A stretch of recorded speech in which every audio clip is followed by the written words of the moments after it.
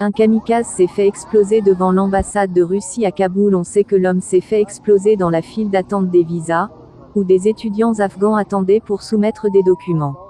Le terroriste s'est fait exploser juste au moment où le diplomate russe est sorti pour nommer les demandeurs de visa. Le nombre de morts pourrait atteindre 20. Un diplomate russe et un garde de l'ambassade de Russie ont été blessés. Et ces psychopathes tentent d'entrer dans notre pays selon les informations préliminaires, dans la rue non pas avec l'ambassade de Russie, mais où se trouve le virage. L'attaque aurait été dirigée contre un groupe d'étudiants.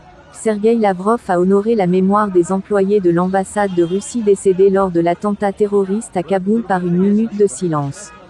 Le ministre a déclaré qu'après l'urgence, la sécurité du territoire de la mission diplomatique a été renforcée. Immédiatement, un ensemble de mesures a été pris pour renforcer la protection du périmètre extérieur.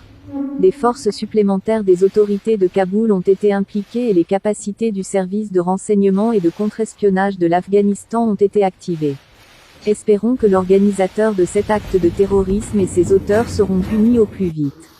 À la suite de l'attaque d'aujourd'hui, 2 employés de l'ambassade ont été tués.